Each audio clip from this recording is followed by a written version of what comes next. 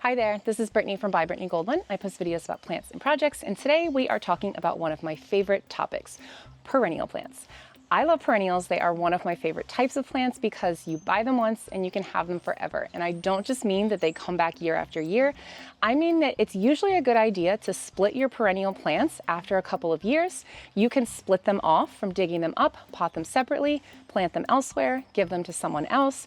Really, perennials are the plants that keep on giving. Plus, once they're established, they don't need a lot of water. So if you're looking for a really eco-friendly or just a lazy person's garden, like me, I love things I don't have to water all the time, perennials are a good choice for you. So we're going to walk through some of the steps to take to split up your perennials. Today is the perfect day for it because we had some heavy rain last night, and I'm going to show you the exact steps from digging to potting up to passing on. So let's get started. Now, all you need to get started splitting perennials is a good digging shovel, and that's really all you need, but I also like to bring out my Fisker's seed planting trowel because I find that this helps me get down past the brute force level to a little bit more of a precision cutting level, especially if I'm cutting off smaller areas of a plant to pot up, like something like this one, this little piece, two little pieces of yarrow that I trimmed off. I use the big shovel to kind of get a first cut in, and then I use this one for a precision cut. But don't be afraid when splitting your perennials because they can put up with a lot of abuse. That's why they come back year after year. They are designed for where they live. So one of the first perennials that I'm going to show you how I split is my aster. So it's Aster Radon's favorite, or Radon's favorite aster. I don't know which way it goes, but it's a beautiful large perennial shrub that it gets probably about 3 feet tall and almost just as wide, and it blooms really late in the season, so it's an excellent late season pollinator. Here's what it looks like when it starts coming back in the spring. This is its growth as of early April. It is coming back with a vengeance, and this one right here started off just last year as one small plant. And I have actually already dug up some of this aster, if you can believe it. So this is a real spreader. You will get a lot of great plants out of this. So the first thing I'm going to do is look around and see if there's an obvious area that I can cut off of. I'm going to try and cut off these little ones with my little seed planting trowel and pot those up in a smaller pot, but I'm actually going to target this whole area right here to split off for a bigger pot. And I'm going to target that area because I want to keep it from coming too far up to the gravel here, because once it grows up, it kind of starts to grow out a little bit, and I just want to contain its size a bit. So I'm going to set the camera up and show you the brute force way of splitting this perennial. So I'm going to find the best way to do this to get a good angle. That's probably going to be about right here. And there will be some collateral damage when you are splitting your perennials. Don't worry about it. Remember, these are very resilient plants. So I've got this chunk here. I am going to carefully jump on my shovel and slice off that area. And then I'm gonna move, actually I'm gonna pry it up a bit here, and then I'm gonna come over to right here and slice this off. So I'm still hitting an area right here, maybe a thick root or a piece of bark or something. I'm gonna get really down in there to get a clean cut. There we go, okay. So pretty easily is lifted up, and then I will bring the camera in to show you guys what this root system looks like here. So it might not look pretty here, but you can see where I've broken this plant off from some of the main roots and pretty much just lifted the entire thing out of the ground. So I'm gonna finish digging this one up, remove some of the bark, remove some of the leaves, and start to inspect what we're working with here. So I'm gonna use my little seed planting trowel to kind of try and remove excess dirt. Looks like it's, oh yeah, that big chunk, a nice worm we're gonna leave there in the ground. Pick this up and out, and then inspect it. Now, I'll pick off all these leaves, any dead growth, kind of clean it up a little bit, try and get off some of this mulch, get a good look at it. And now we can make the determination of whether we want to just try and pot this whole thing up in a pot, or if we want to cut it down a little bit. So I actually don't know that I have a pot big enough to take this whole chunk. So what I'm going to do is I'm going to aim to keep this whole area in one pot and cut off this area to maybe put in some smaller pots. Now you can use something like a hori-hori knife, which I don't feel like getting up and going to get right now. If I can use my seed planting trowel to break this area off, because it's back in the greenhouse. So it's coming off pretty easily here. Anything extra that I take off, roots and all, I'm just gonna throw right back into the soil. It'll compost itself. And then any pieces that kind of broke off when I was digging it up, this one may be a good candidate for rooting in a smaller pot. If it's not, you can just throw them back in there.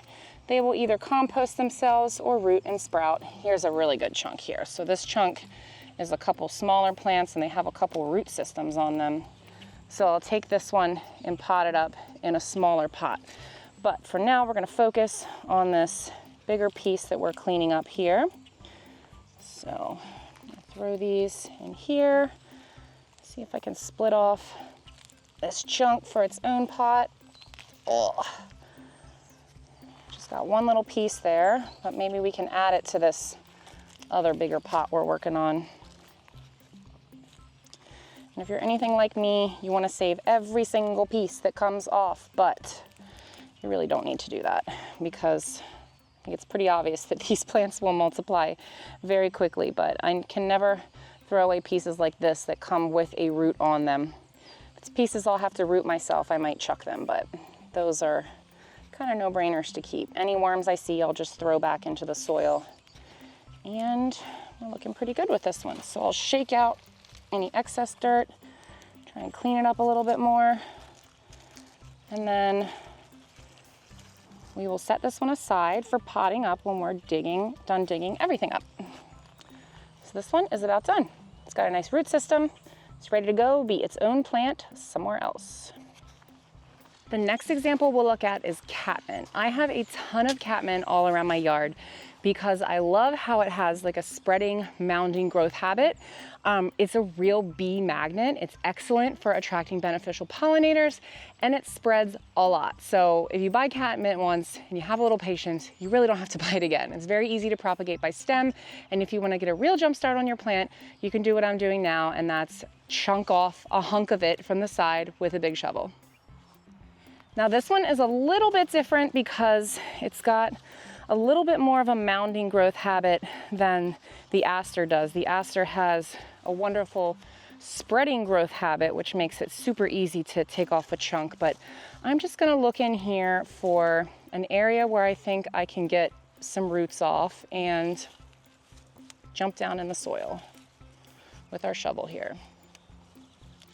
And I actually didn't end up having to do much jumping at all because this big chunk came off when I was pulling off some of last year's dead foliage, and just used the shovel a little bit to jump down and break this piece off. So this is a nice chunk.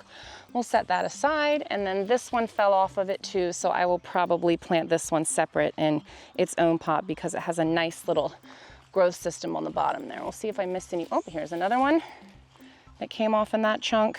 Nice little piece to pot up. So since I've already taken a couple pieces of catmint from around the yard to propagate, that's probably good for catmint for now, but I'll walk around and look at my other plants and see if there's anything else I need to trim up a little bit.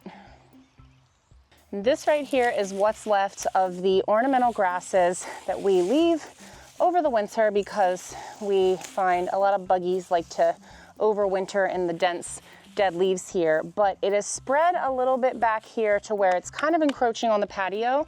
So I am going to just take that same method and lop off a chunk of this and then piece through some of this foliage to see if we can get a piece to plant. So I'm gonna take it off right here.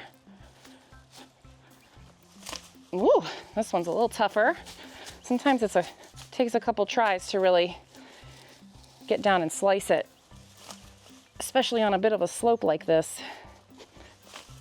Ooh, all right, there we go. There we go. Pop it up. Ooh, yeah. Okay. So let's see what we got here.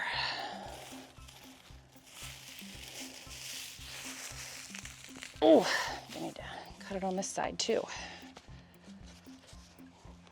Woo.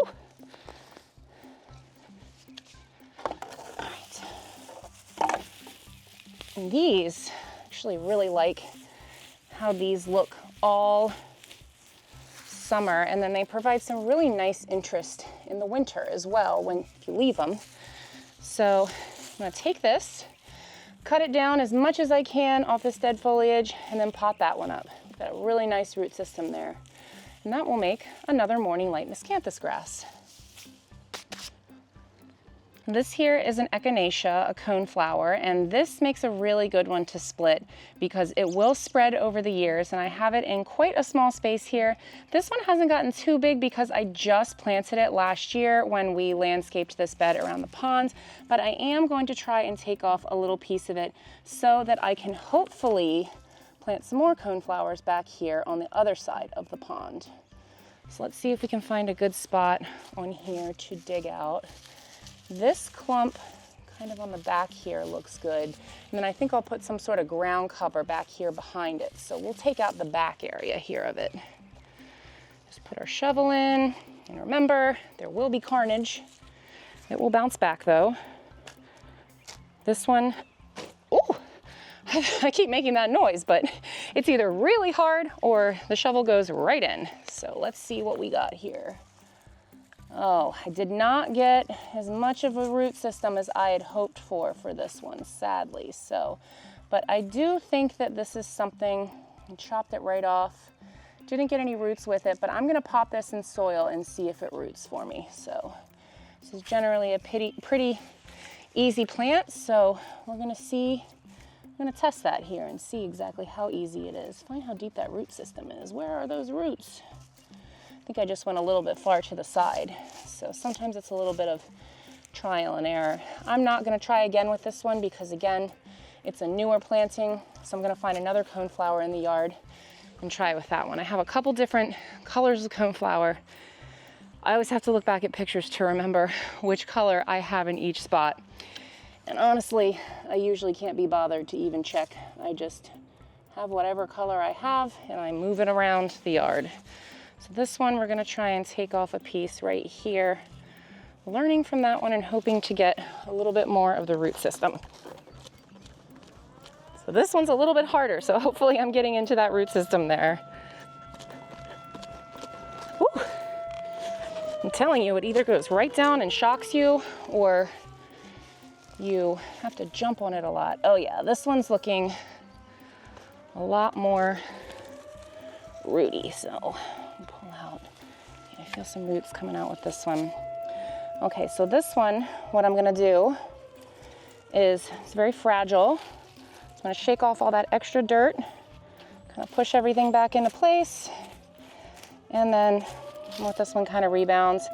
And when I go out to my potting bench to go through what I've got here and pot them up, I might split this one a little bit further because it is pretty fragile, but I am gonna keep my two types of coneflowers separate because I don't wanna plant two different colors in the same pot.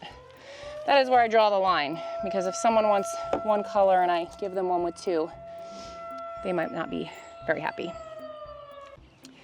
Now the last thing I'm going to split off is some of the moss phlox I have back here. Some people also call it a creeping phlox. Now that is an early spring bloomer, so it is in bloom right now. It's not the best time to split it. I probably should split it in the fall, but I didn't last year. So we're going to split off some of it now and just know that the flowers will probably die. I'll actually probably pick them off because I want the plant to put its efforts into establishing its root system and not to maintaining its flowers. So I'm just gonna pick one of the prettiest colors I have here, which is probably the biggest one up front, and see if I can get off a hunk of that to root. This one right here actually looks like a really great candidate because only half of it is blooming so far. So this side is blooming, this side is not. Now this one is a spreader, kind of like the aster, but it's also kind of a mounder like the catmint. So I'm gonna pull up the sides here to figure out like where the actual roots are, and as it spreads, it will take root. You can see right here, it'll spread and take root, kind of like an ivy would. So I'm just gonna try and find a nice chunk back here that I can hunk off and hope that I get some roots with it, go back far enough. So we're gonna try and go, let's go right here and hope for the best. Ooh, okay, all right. Let's see what this one gives us. Oh yeah, okay, it looks like some roots there. All right. All right, so a lot of it came up with no roots, but I'm gonna try and root these anyway because they do have growth points all along there. I'm gonna try and just stick those in some soil because if I can keep it alive, I will. A lot of this looks like it came off with no roots. Bummer, but we did get a couple chunks that did here. So this has a very shallow root system, so it can kind of be hard to dig it up without breaking the roots off. But this is a nice chunk that we got here with roots on it. Okay. Right here. So now I think that's pretty much all the digging I'm going to do today. We will take these over to the greenhouse and start potting them up. I said I was done, but I was just walking back to the greenhouse and noticed that there is actually some yarrow that has seeded itself somehow in this grass here.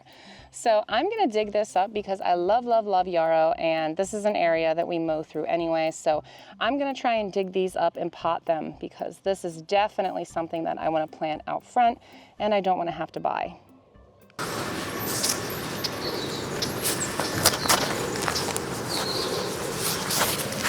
Look at that. Oh, so I'll have to pick the clover out of here. I seeded this clover last year to try and add a little bit more of that into the lawn. We usually just kind of let the yellow wood sorrel go wild here because it's just what grows, and I like to try and just embrace what grows and not try and fight it. But I do really love clover, and it's a great nitrogen fixer in the soil. So let's see, did I get that all in one fell swoop? I think I did. So I got that whole yarrow out. Now I'm gonna have to go through and pick up the grass and kind of do a little bit of surgery on this one before I pot it up, but that's a great find. Don't know what color it is, but I don't really care because I love yarrow no matter what color it is. I have a hot pink and a pale yellow in the yard, so chances are it's probably one of those. Okay, so we're in the greenhouse. I have a bunch of these plastic pots that I actually got for free. I usually hoard a lot of plastic pots, but I actually got these from a local nursery owner who was about to just throw them all away, and I went and picked them all up. So I'm gonna be using these for a lot of my stuff this year. I also mixed up a big soil mix in my wheelbarrow, and I'm just bringing buckets of it inside to work with smaller quantities. So for the soil mix I'm using for these, I just got the biggest, cheapest bag of in-ground soil I could find at Walmart. And then I mixed in some of my coconut coir, the compressed bricks that you just add water to. I love mixing that in instead of peat moss to my soils to lighten it up because it is so much more sustainable than peat moss is. It comes from the coconut husks. And then I also added in some perlite, and then just like honestly like some random Miracle-Gro bags and an assortment of stuff that I just mixed together in a wheelbarrow because I know that these are hardy plants and they are not super picky about the type of soil they're in. So one of those yarrow plants, I've already gone through and tediously picked out as much of the grass as I could, and I did end up splitting it into 2 little chunks. So there were a couple more casualties when I split it, but that's not a huge deal. Remember, there will be casualties. You can't save everything, but if you're anything like me, you sure can try. And it is definitely possible that I didn't get out all little pieces of yellow wood sorrel and grass and weed seeds and clover and whatnot. So I'll just plant this and then monitor for whatever sprouts in here. Digging out of the turf grass was definitely a lot harder. So I will start with just one little pot here and put a little soil in, just like so. And then I will take our chunk and put it down in the pot and then backfill around it with soil, just like you would pot any other plant. Now, if you are splitting up to share, obviously you'll have to pot these up and, you know, use some fresh soil and water them well and everything. But if you are just splitting your own perennials to plant elsewhere in your own yard, you could just plant them right after you dig them up. You don't have to pot them up separately and baby them along until they're ready to go. They're perennials, and as long as you get some sort of root system up with them, chances are that they will transplant just fine to another area in your yard. Now, a lot of these I'm going to be either moving to a new garden we're putting in the front because I want that to be all low maintenance perennials, or I'm going to be passing them along to others. So I am going to be potting up everything that I've dug up today, giving it a good water, and then setting it out front and kind of trying to get a better idea of where I want to plant everything. I want to plan it out. I never plan out what I'm actually going to do, but I want to plan this out. So not quite ready to put it in the ground. So we potted up this one. I'm going to pot up the second yarrow, and then we'll move on to the other plants.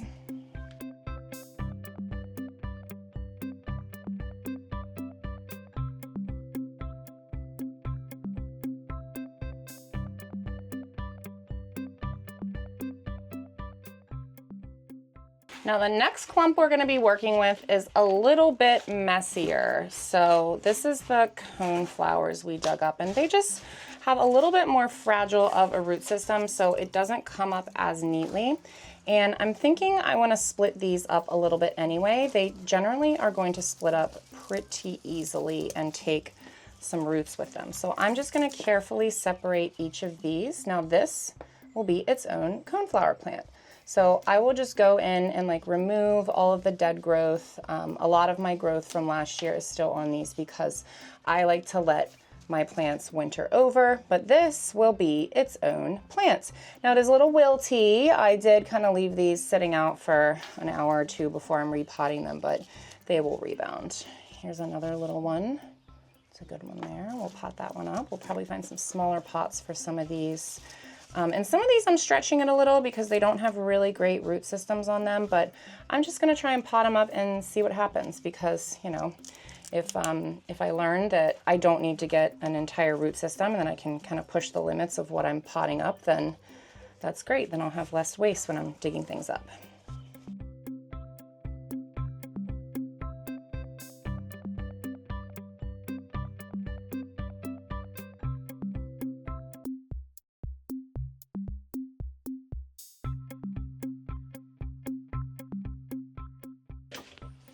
Okay, so I have separated these all out, and now what I'm going to do is pot the biggest ones up first. This one brought a really nice root system with it. And again, these are the echinacea coneflowers. So really, really lovely classic cut flower perennial here in Maryland. In fact, our state flower is a black-eyed Susan, which is very closely related to these coneflowers. So we're just gonna pot that up just like you would any other plant. There's a little bit more space in this one, a little bit easier to pot these up, unlike the yarrow, which was kind of hard to get in between all those little spreading plants. But pot these up, and then we'll add it to the group to take outside for their good watering.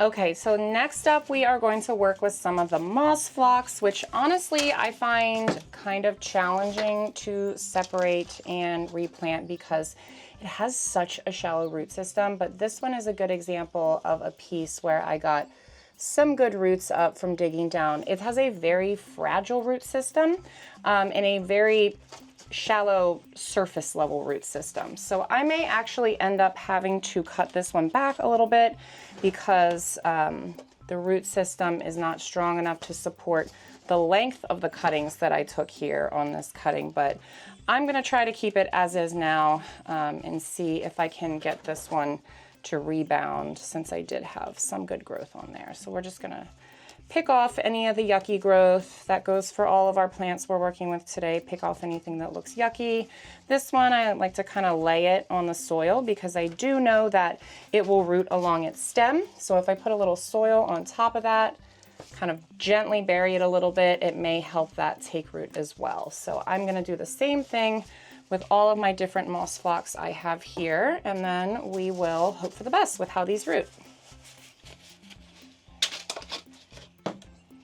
Okay, so I didn't turn the camera on to pot up this catmint because honestly it's probably kind of boring watching me pot all these plants, but I did want to highlight something with this one. So the foliage on this cutting separation that I got is quite long, and it's already like kind of wilting because I set it outside.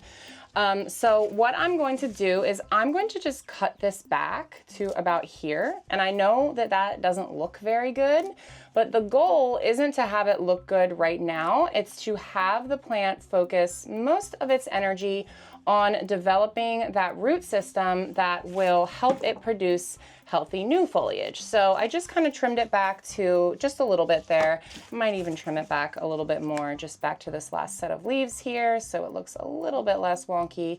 But then it can hopefully focus on new growth and focus less on maintaining all of the growth of the leaves that it has on the separation.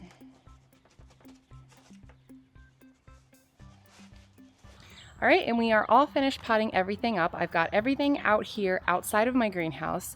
Because these are perennials or native plants, there's no need to take up space in the greenhouse with them. They will do just fine out here right now in these temperatures. And I just have them kind of lined up in the mulch around these beds just because that seems like the easiest place to put them, and it's right here by the hose.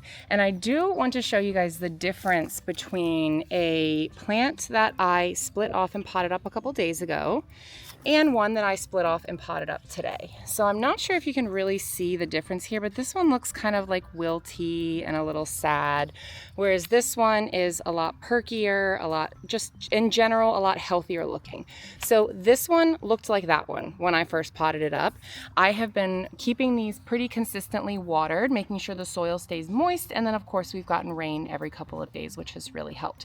So they have rebounded really well, the ones that I potted up a couple days ago. So all I'm gonna do now is give these a nice good water, and then we wait and we monitor and we trim them back if we think that we need to cut them back a little bit. Don't freak out if some of the leafy growth you see on the plants that you've repotted dies off. Just snip it. It'll probably regrow just like your perennials regrow every spring after the winter. So we're just gonna soak these. Also soak these flowers I got too that I haven't planted yet. I'm not really big on annual flowers, but I can't turn down some early season color. So once we soak these, I will head inside and clean up because my work here splitting perennials is done. All right, we're all done. Everything's potted, everything's watered, everything's setting out. I am very dirty and sweaty, so I'm gonna go clean up, and until my next video, happy planting!